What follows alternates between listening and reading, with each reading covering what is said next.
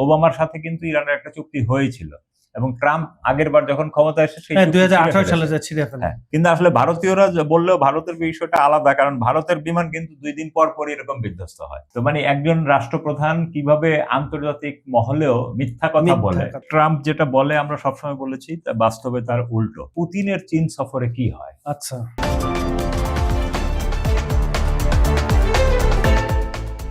সুপ্রিয় দর্শক, বিশ্ব আলোচনা টক শোতে আপনাদের স্বাগতম। কেমন আছেন আপনারা? নিশ্চয়ই ভালো, আমরাও ভালো আছি। আপনাদের সঙ্গে রয়েছে আমি কাজল হায়দার, আর আমার সঙ্গে আজকে স্টুডিওতে রয়েছেন সিনিয়র সাংবাদিক আহমদ আতিক। আতিক ভাই, বিশ্ব আলোচনা টক শোতে আপনাকে স্বাগত জানাচ্ছি। দর্শক শ্রোতাদেরও স্বাগত। আতিক ভাইয়ের কাছে আজকে আমার সরাসরি প্রশ্ন, এই ট্রাম্পের কথায় ইরান মানে কিভাবে সংঘাতে ক্লান্ত হয়ে পড়েছে, তারপরে তারা কেন এত মরিয়া হয়ে গেছে একটা চুক্তি করার জন্য। ট্রাম্প যে সম্প্রতি হোয়াইট হাউসে এটা গতকালই বলেছেন উনি, এবং এরপরে ইরানের তরফ থেকেও একটা নতুন হুমকি বলেন হুঁশিয়ারি, যে নতুন করে হামলা হলে মার্কিনদের জন্য বড় সারপ্রাইজ অপেক্ষা করছে। এটা সম্মত ওনাদের পররাষ্ট্রমন্ত্রী আব্বাস আরাকাচি বলেন। প্রথমে আপনি ট্রাম্পের বিষয়টা একটু ক্লিয়ার করেন। এটা ক্লিয়ার করতে করতে আপনি আপনার অবস্থা খারাপ আমি যা দেখতেছি। কারণ এই ভদ্রলোককে আমি একটা সিম্পল আপনার সাথে একটা শেয়ার করি ব্যক্তিগত। ধরেন আমার সাংবাদিকতা খুব বেশি না, 36 থেকে 37 বছরের।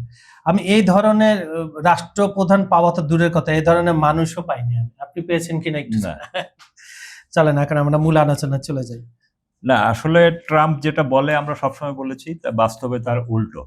আর ট্রাম্প মানে গত 2 দিনের যে কূটনৈতিক ডেভেলপমেন্ট, তাতে স্বাভাবিকভাবে মনে হচ্ছে যে যুদ্ধ থেকে সরে যেতে চাচ্ছে ট্রাম্প এবং ইসরায়েল। কারণ আপনি মার্কিন ওয়ার মেশিন বলে আমরা মার্কিন যুক্তরাষ্ট্রকে, তো এই ওয়ার মেশিনের নেতৃত্ব তাদের প্রেসিডেন্ট দিচ্ছে। তো এখন যেটা মনে হচ্ছে যে তারা আসলে অপেক্ষা করছে যে পুতিনের চীন সফরে কি হয়। আচ্ছা, হ্যাঁ, কারণ ট্রাম্প যেই পরিমাণ লোক লস্কর তার হাই প্রোফাইল লোকদের নিয়ে গেছেন, পুতিনও কিন্তু একই ধরনের, তার ভাইস প্রেসিডেন্ট, তার পররাষ্ট্রমন্ত্রী, তারপরে ডেপুটি ফরেন মিনিস্টার, এই ধরনের যত বড় বড় ব্যবসায়ী রাশিয়ান ব্র্যান্ডের, এগুলো তো আমাদের এখানে ওইভাবে পরিচিত না, আমরা মার্কিন মূল্যকের সাথে পরিচিত। তো তারাও সব নিয়ে গেছে। তো এবং পুতিনকে সেখানে রাজস্বিক অভ্যর্থনা দেওয়া হয়েছে এবং তাদের দ্বিপাক্ষিক মিটিংগুলো চলছে এবং ধারণা করা হচ্ছে প্রায় 40টির মতো চুক্তি হবে রাশিয়ার সাথে, যেখানে আমেরিকার সাথে একটাও হয়নি। আর সেখানে রাশিয়ার সাথে 40টির মতো চুক্তি হবে এবং একই সাথে রাশিয়ান তেলের পাইপলাইন, চীনের সাথে যে একটা তেলের পাইপলাইন হয়েছে সেইটারও উদ্বোধন হতে পারে। সেটা আমরা রাতে ক্লিয়ার হতে পারবো আরেকটু। তো আসলে সবাই বলতেছে এখন ট্রাম্পই মরিয়া হয়ে উঠেছে। যদি যুদ্ধ হয় তাহলে পুতিন সরে যাওয়ার পরে তারা হয়তো, যদি এদিকে তাদের এই যে 2 দিনের ডিপ্লোমেসি, এদিকে তারা বলছিল যে আরব আমিরাত, কাতার, সৌদি আরবের আহ্বানে তারা এই যুদ্ধবিরতি দিয়েছে, কিন্তু এই দেশ 3টি বলে আমরা তো জানিই না। হ্যাঁ, তো মানে একজন রাষ্ট্রপ্রধান কিভাবে আন্তর্জাতিক মহলেও মিথ্যা কথা বলে, এবং মার্কিন জাতি যে একটা মিথ্যাবাদী জাতি, এটা হলো তার স্যাম্পল। কারণ জাতির স্যাম্পলই তো তার নেতারা থাকে, জাতি থেকেই তো উঠে আসা হয়। তো এইটা আবার আসলো। আর ট্রাম্প কেন এখন মানে দ্রুত একটা চুক্তি চাচ্ছে, কারণ হলো সে তো আসলে মার্কিন যে ওয়ার মেশিনের সমরাস্ত্র এবং গোলা বারুদ, এগুলো মানে কেউ কেউ বলে যে এগুলো আসলে শেষ হয়ে গেছে। এখন সারা পৃথিবীর তাদের এই 850 ঘাঁটি থেকে কাইচা পাইচা যা আছে ওগুলো নিয়ে এখানে জড়ো করছে, কিন্তু এখন যুদ্ধ শুরু করারও তারা সাহস পাচ্ছে না।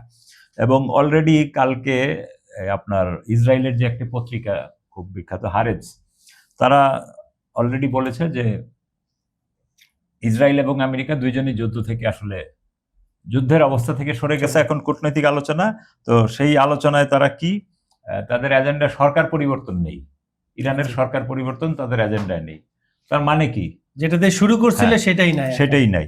তারপরে এবং দ্বিতীয়ত হইল যে তাদের এখন এজেন্ডা যে ইরান যেন ব্যালিস্টিক ক্ষেপণাস্ত্রের কাঠামোকে দুর্বল করে এবং ড্রোন ফ্লিট এবং এই সামরিক কাঠামোগুলো দুর্বল হয়, এইটাই হলো তাদের লক্ষ্য, আর কোনো লক্ষ্য নেই। এবং ট্রাম্পের শুরু তাই দেখা যাচ্ছে। তো যেহেতু ইসরায়েলি পত্রিকা লিখেছে সেটা অথেন্টিক, কারণ যেহেতু তারা মার্কিন যুক্তরাষ্ট্র চালায়, তো তারা এটা বলতে পারে ভালো। তো এখন ট্রাম্প যেটা বলতে চাচ্ছে যে তার ভাষায় যে ইরান এখন মরিয়া একটি চুক্তি করতে চায়, তারা এই দীর্ঘ সংঘাতের কারণে ক্লান্ত হয়ে পড়েছে। কিন্তু আমি বলবো এর উল্টাটা ঠিক, কারণ জি, জি। ট্রাম্প, আপনি জানেন যে ওবামার সাথে কিন্তু ইরানের একটা চুক্তি হয়েছিল এবং ট্রাম্প আগের বার যখন ক্ষমতায় এসে সেই হ্যাঁ, চুক্তি ছিঁড়ে 2018 সালে ফেলেছে। যে ছিঁড়ে ফেলে। হ্যাঁ, তো এখন আবার সে বলতেছে ইরান মরিয়া। আসলে সে মরিয়া কারণ কি, সে চাচ্ছে এখন আগের চুক্তির চেয়ে যদি খারাপ চুক্তি হয় তাহলে তো আমেরিকানদের কাছে আবার সে রাইট। মুখ লুকাতে পারবে না। তো এই কারণে ট্রাম্প এখন মরিয়া হয়ে উঠছে যে কোনো কারণে চাপ মাপ দিয়া নানান ফরম্যাটে যেন ইরানকে একটা যুদ্ধের বিরতিতে আনা যায় এবং একটা চুক্তি করা যায়। হ্যাঁ, তো আর এই দিয়ে এবং অবশ্যই সে বারবার বলতেছে পারমাণবিক অস্ত্রের বিষয়টি রয়েছে এই চুক্তির আমাদের শীর্ষে, তবে আমরা তাদেরকে কোনোভাবেই পারমাণবিক অস্ত্র অর্জন করতে দেব না। আর অপরদিকে ইরানের যে আব্বাস আরাকচি, সে বারবার বলতেছে যে আমরা এখন আর পরমাণু নিয়ে আলোচনাই করব না, এই কয়দিন যে আলোচনা করছি টরছি এগুলা শেষ, এখন তোমরা লাইনে আসো। তো এখন দেখা যাচ্ছে যে মার্কিনিরা আসলে যুদ্ধ বন্ধ করার জন্য তাদের কংগ্রেসেও আলোচনা হয়েছে এবং সেইখানেও তারা রিপাবলিকান নিয়ন্ত্রিত সিনেটে যুদ্ধ প্রস্তাব একটা উঠাইছিল, তো সেইটা নিয়ে আলোচনা চলছে আর কি। তো এখন মনে হচ্ছে ট্রাম্পকে তারাও একটু, মানে আমেরিকা তো আসলে তারা ম্যানেজ করেই চলে, দেখা গেছে ওইটাই হিসাব করেই বলতেছে যে তুমি থামো, আমরা মানে বিশ্বের সামনে একটা চোখ দেখানোর একটা প্রসেস করতেছে। এবং ইরানিরা বলতেছে যে যদি এই সামনে তোমরা হামলা করো আমরা সারপ্রাইজ দেখাবো, প্রোটেক্ট করতে আমরা প্রস্তুত, এবং এটা আল জাজিরার নিউজেই বলা হয়েছে।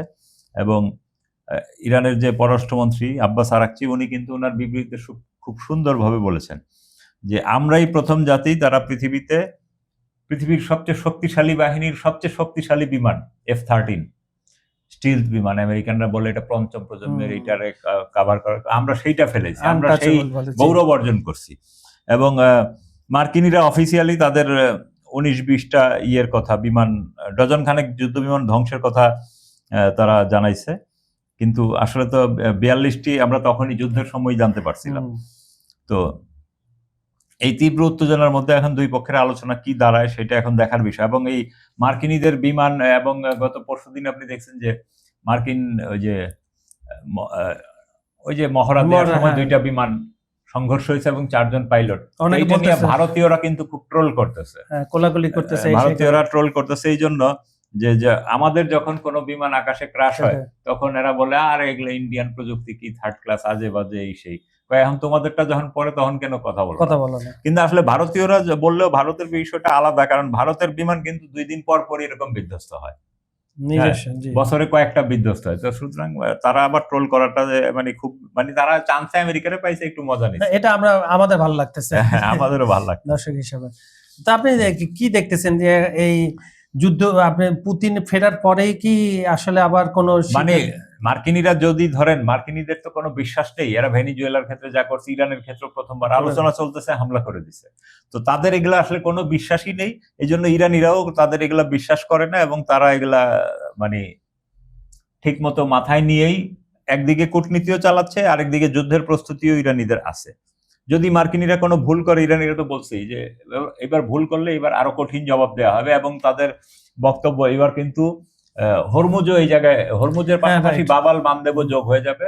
এবং তারা বলতেছে আরো চমক, মানে বিশ্লেষকরা ধারণা করতেছেন যে ইরানের সাথে যে এইখানকার যে প্রতিরোধ যোদ্ধারা আছে বিভিন্ন দেশে, সবাই মিলে একটা মার্কিনীদের সম্মিলিত মাইট দেওয়ার সম্ভব। হ্যাঁ, এর আগে আমি 40 দিনের যুদ্ধ যেটা বলে যে এরা বিচ্ছিন্ন ভাবে, এবং সর্বশেষ আপনার ইয়েমেনের প্রতিরোধ যোদ্ধারা আসছিল, কিন্তু ওই যে চমকটা আপনার মনে হচ্ছে যে একসাথে শুরু করবে সবাই, এইবার মনে হচ্ছে আর কি, মানে যেটা দেখা যাচ্ছে, এবং যার ফলে মার্কিন নৌশক্তি একদম পৃথিবী থেকে বিলুপ্ত হয়ে যাওয়ার সম্ভাবনা আছে, যেটা নিয়ে তারা ফ্লিট, বলা হতো যে একটা ফ্লিট কোনো দেশে পাড়ি দিলে ওই দেশ দখল হয়ে যেত, এই ধরনের। না, মার্কিন যুক্তরাষ্ট্রের তো এটা মেজি ছিল, মার্কিনীরাও মজা করতো যে তারা কোনো জায়গায় থ্রেড দেওয়া মানে সাথে সাথে কাজ হয়ে যেত, থ্রেড দিল আধা ঘন্টার মধ্যে কাজ হয়ে যেত, আর এখন আধা ঘন্টার দূরে তারা কেউ পাত্তাই দিচ্ছে, 3 মাস। আসলে আপনি দেখবেন একটা পুকুরের মাঝখানে যদি আপনি একটা ঢিল মারেন, ওইটা ঢেউটা তীরে এসে লাগতে একটু সময় লাগে, কিন্তু মাঝখানে কিন্তু আমরা তরঙ্গটা দেখতে পাই, আমরা যে ব্যাঙ্গাচি খেলতাম ছোটবেলায় এরকম, ঠিক এরকম মানে মধ্যপ্রাচ্য বা পশ্চিম এশিয়া, ওইখানে যে এই পরিবর্তনের হরমুজের কারণে সারা পৃথিবীর রাজনীতি, ভূ রাজনীতি, যেটাই বলেন, সামরিক আধিপত্যের বিষয়গুলো সব চেঞ্জ হয়ে গেছে। এইটা আমরা এখনো বুঝতে পারছি না, কারণ ওই ঢেউটা এখনো আমাদের দিকে এসে লাগে নাই, এবং ওই চেঞ্জের কল্যাণে পৃথিবীতে এরপর ইরানিরা একদম কনফার্ম করেছে যে মার্কিনীদের সামরিক এই যে নতুন যে জি। ট্রাম্পকে আলোচনার প্রস্তাবনা দিচ্ছে এর মধ্যে মাস্ট যে এইখানে কোনো সামরিক ঘাঁটি থাকবেই না থাকবেই আমেরিকার। না, তো মার্কিন সামরিক ঘাঁটি যখন এই এলাকায় থাকবে না তখন তো অটোমেটিকলি তার পুরো মানে ইটা সারা চেঞ্জ হয়ে পৃথিবীর যাবে। এই যে জ্বালানি শক্তির হাবটা তখন হুম। কিন্তু এই লোকগুলো মধ্যপ্রাচ্যের দেশের মানুষগুলো বা মুসলমানদের যদি বলেন এই দেশগুলো ওআইসি বলেন তারা কিন্তু তখন ইচ্ছা মতো মানে এতদিন আপনি ছড়ি ঘুরাইছেন হ্যাঁ, তখন আমি ছড়ি ঘুরাইতে যেমন পারবো। শুরু করো তখন একটা জি। তো ধন্যবাদ আতিক ভাই খুব সুন্দর বিশ্লেষণ করার জন্য। সুপ্রিয় দর্শক আমাদের এই টক শোটা আপনারা পৃথিবীর কোন প্রান্ত থেকে উপভোগ করলেন এটা একটু কমেন্টে জানিয়ে দেন। আর আমাদের এই অনুষ্ঠানগুলো সম্পূর্ণ দেখে লাইক, কমেন্ট আর শেয়ার করবেন। বিজ্ঞাপন আর প্রমোশনের জন্য ডেসক্রিপশনে দেওয়া নাম্বারে আপনারা যোগাযোগ করতে পারেন। আর আমাদের টক শোতে আপনারা পৃথিবীর যেকোনো প্রান্তের আন্তর্জাতিক অঙ্গনের যেকোনো বিষয়ে যদি জানতে চান আমাদেরকে একটু কমেন্টে জানাবেন। আমরা সে বিষয়ে আলাপ আলোচনা করব। আজকের মতো এখানে শেষ করছি। আপনারা সবাই ভালো থাকবেন, সুস্থ থাকবেন। আবার দেখা হবে। আল্লাহ হাফেজ।